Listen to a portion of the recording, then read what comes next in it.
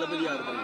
நம்ம இந்த நடிகர் சங்கத்துல கட்டடம் கட்டுறதுக்கு என்னென்ன புரட்சி பண்ணியிருக்கீங்க? புரட்சிகள் ரொம்ப குறைவா இருக்கு சார். இல்ல சார் கட்டடத்தை போட்டு இழுக்கிறது 9 வருடத்துக்கு காரணம் நாங்க இல்லைங்க.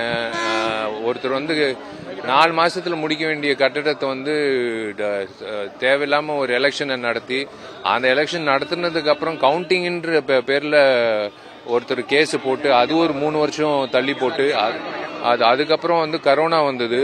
இதெல்லாம் பார்க்கும்போது 9 வருஷம் கடந்து போயிடுச்சு. இது 3 வருஷத்துல முடிக்க வேண்டிய ஒரு விஷயம்.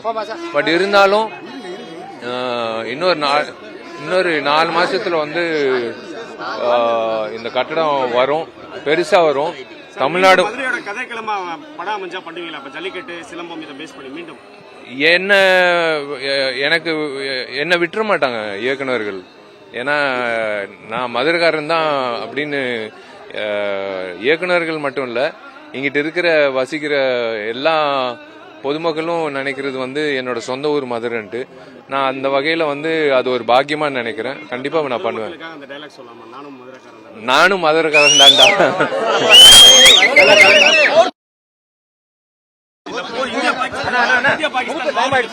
அது தவிர்க்கலாம். இது வந்து தூண்டி விட்டு இது வந்து தேவையில்லாத ஒரு எஸ்கலேஷனு தவிர்க்கலாம்.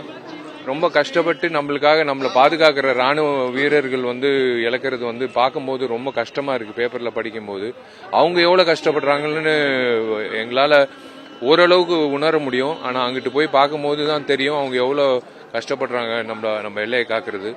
வார் வந்து தேவையே இல்லைங்க. இப்போ war is not necessary at all. ஏன்னா பவுண்டரிஸ் போட்டாச்சு ஒவ்வொரு கண்ட்ரிக்கு. ஸோ அந்த வகையில வந்து அதை மையப்படுத்தி எல்லாரும் வந்து அது புரிஞ்சுக்கிட்டு புரிதலோட செயல்பட்டாங்கன்னா வாரே தேவையில்லை. ஆக்சுவலா மதுரை மக்கள் வந்து மாறவே மாட்டாங்கப்பா. ஒரே ஒரு விஷயத்துல மாறவே மாட்டாங்க. அது என்ன விஷயம்னா பாசம். அது பாசம், ரெண்டாவது உணவு. இந்த 2 விஷயம் வந்து மாறவே மாறாது. எத்தனை 100 வருஷம் கழிச்சு நீங்க வந்தாலும் அதே பாசம் இருக்கும், அதே சிரிப்பு இருக்கும், அதே